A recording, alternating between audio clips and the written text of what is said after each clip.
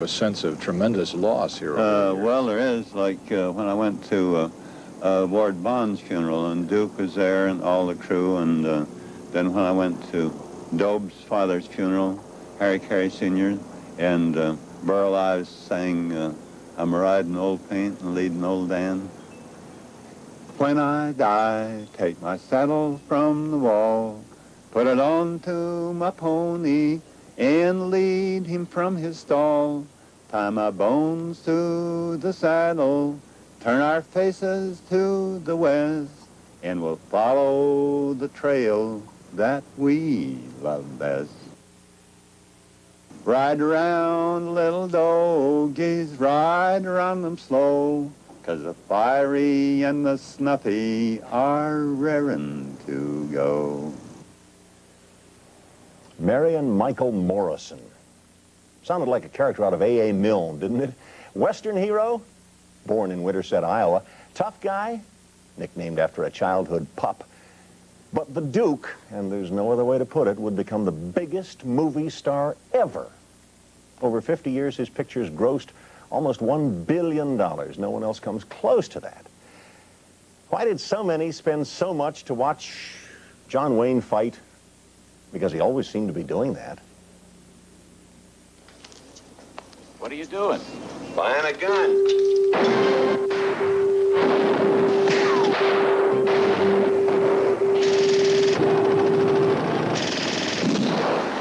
Violence in itself doesn't affect anyone unless they've been through the experience themselves. What does affect them is bad taste. Now, you're young directors, some of them take a piece of liver and put an electric squid in it and blow it up in slow motion. And you see pieces of liver flying and blood and everything. That's, to me, is not violence. That's just bad taste. You can be as violent as you want. I usually try to get a little humor with my violence.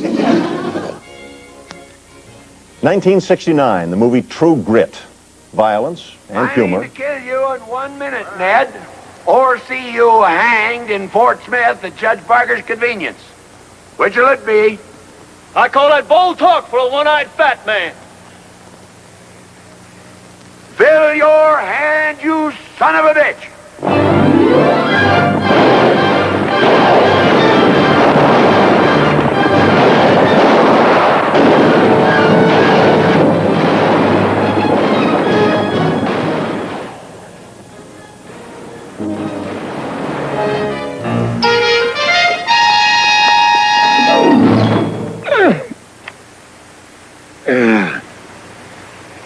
You looking for sign again? Who's Bo? He put his foot wrong. He's tired. That's no grade. I've fretted iron stoves up harder grades than this.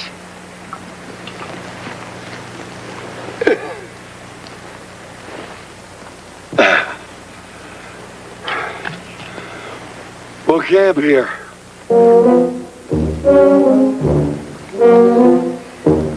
The winner is John Wayne in True Grit.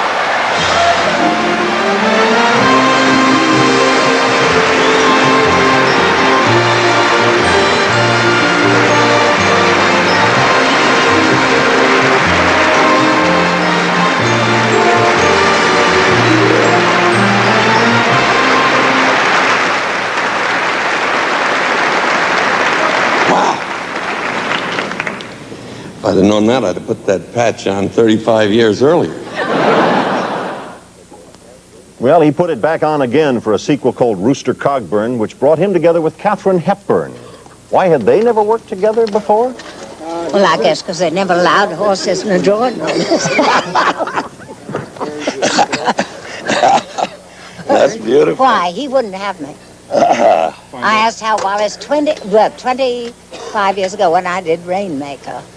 I said, for God's sake, find a picture and put me in it with the man.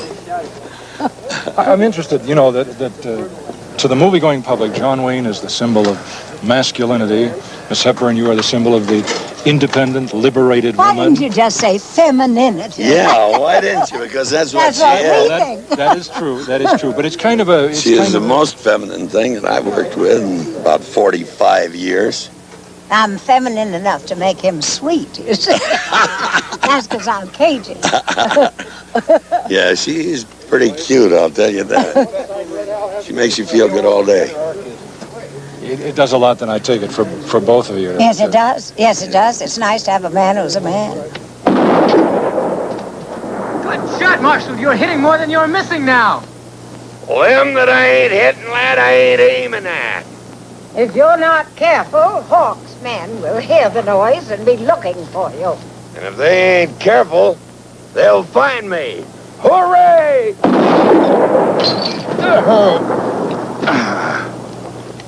Hey, Wolf.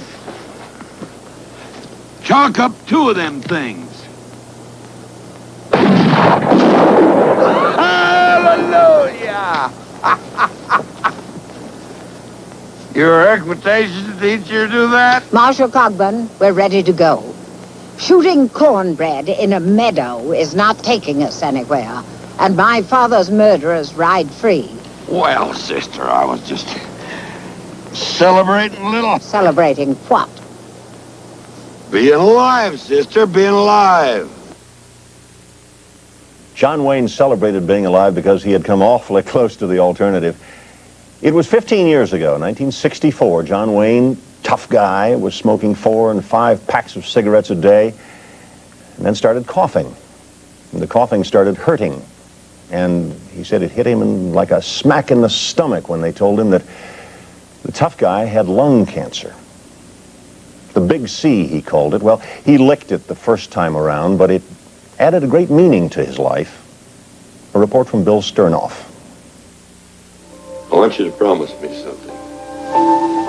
Tomorrow, when you see me in all my dry, clean splendor and my Sunday go-to-meeting clothes, I want you to promise there'll be no questions. His last movie, The Shootist, a story about John Bernard Brooke. Ironically, a story about an aging gunfighter dying of cancer. This is my birthday. Give me the best in the house. Yes, sir. It was a beautifully written story. It wasn't really autobiographical. The only thing that was alike was that fellow John Bernard Brooke and I both had cancer.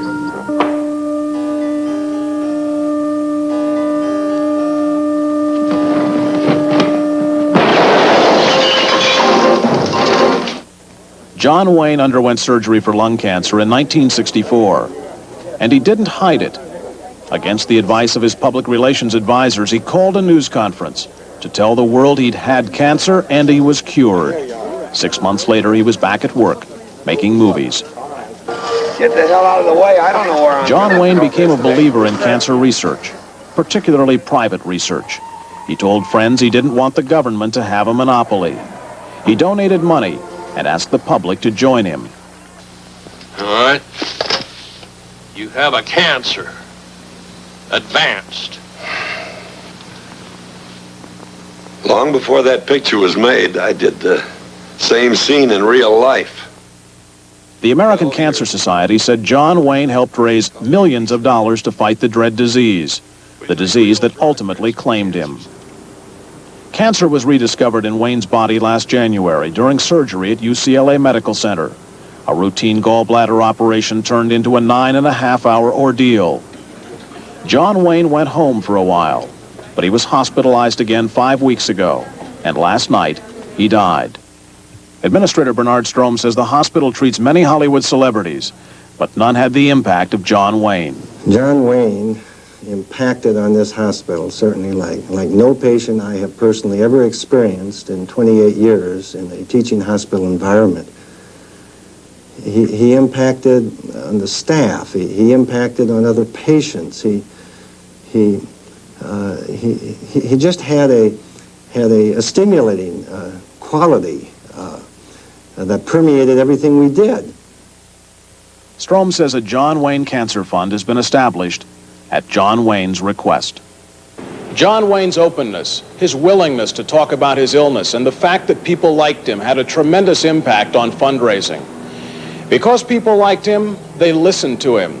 And when John Wayne asked them to contribute to the fight against cancer, they contributed. Bill Sternoff, NBC News, Los Angeles. Americans who loved him was here at the Academy Awards 2 months ago. Oh, the Big C had him again, but he played the role.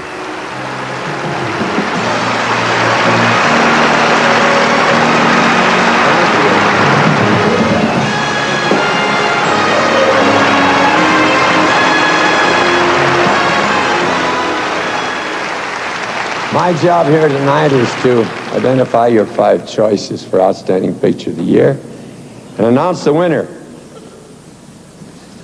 So let's move them out. And the winner is The Deer Hunter.